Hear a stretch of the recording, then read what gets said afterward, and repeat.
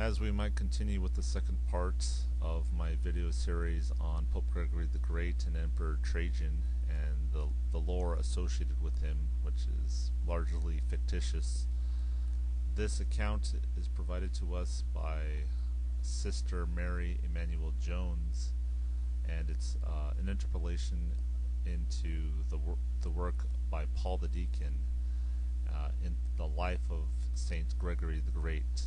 So this is considered pseudo-Paul the Deacon. It reads as follows.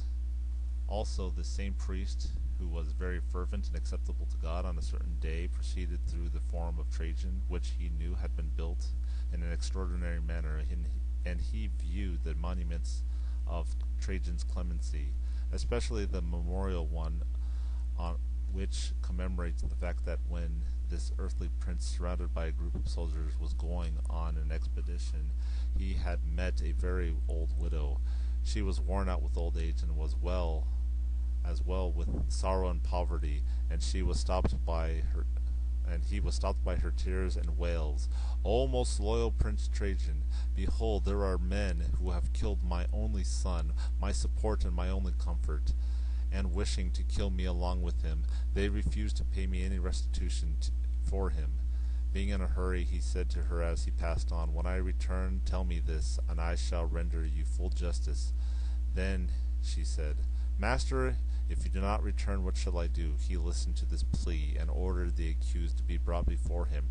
Nor when it was suggested by everyone that he hasten the business, did he move a step from the place until he had arranged that the widow be paid from his purse whatever was decreed by law, and at length by prayers and tears of supplication sorrowing over his misdeeds and moved by inward mercy, he freed the accused from their praetorial bonds, not much by his power as by his devotion and leniency. Then the venerable pontiff, moved by grace, began with tearful sighs and supplicant words to quote the prophecies and evangelical maxims. Thou, O Lord, hast said, Judge the fatherless, defend the widow, come and accuse me, and elsewhere, forgive, and it shall be forgiven you. Be not unmindful, I beseech thee, that I, a most unworthy sinner, on account of the glory of thy name, and on thy most faithful promise, in the case of this devoted man, do I implore thy clemency.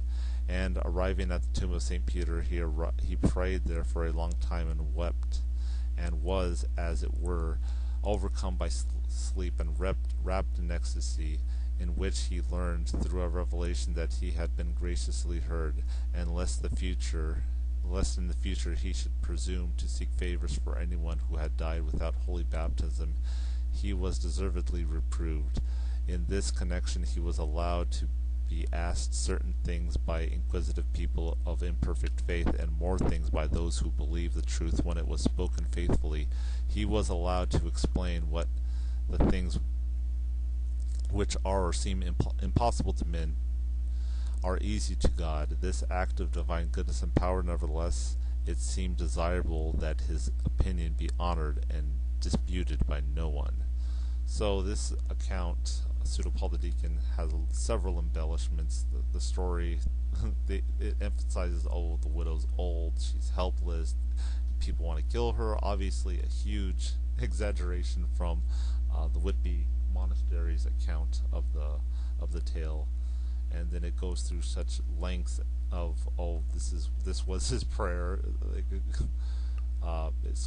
This account seems to have him explicitly praying for Emperor Trajan,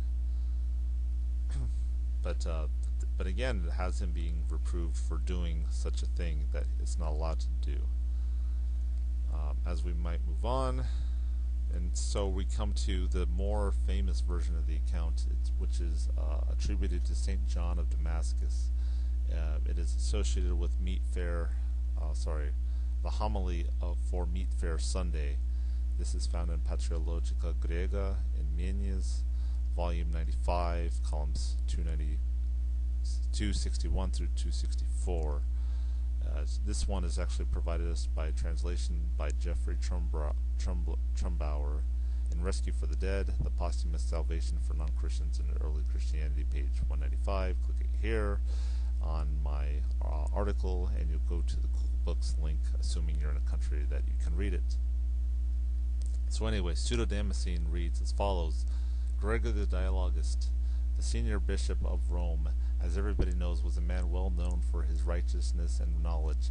They even say that when the divine angel assisted him when he was conducting the liturgy, one day this Gregory, while taking a walk among the stones, stood carefully still and uttered a mighty prayer directed towards the soul-loving Lord for the forgiveness of the sins of the Trajan the king.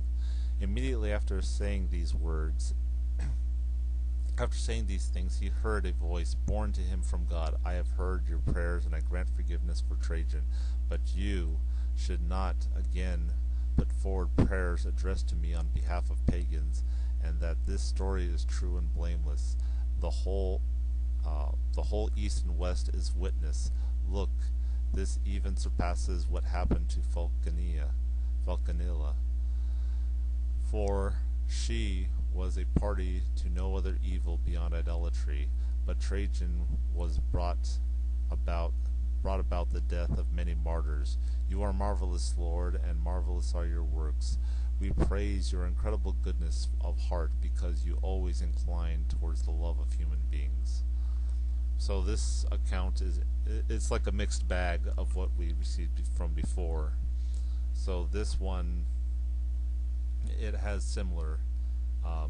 It speaks of him making, it seems to imply again that he had an explicit prayer on behalf of the pagan emperor, but it also acknowledges that you're not supposed to do this, which is strange that this, I don't know why this account's quoted, because it's telling you not to do it. So I don't know why some apologists quote this at all. But it is an improvement in some ways, because it actually recognizes that Trajan actually killed a bunch of Christians, whereas the previous accounts seemed ignorant of this fact, or omitted it for whatever reason. Eventually, this story was largely forgotten in the West. It is mentioned, though, by Dante and St. Thomas Aquinas and a couple of others writings up until the Renaissance, but largely doubted or rejected as absurd by that time. The story was discounted by John the Deacon, as I mentioned earlier. He had several questions about it.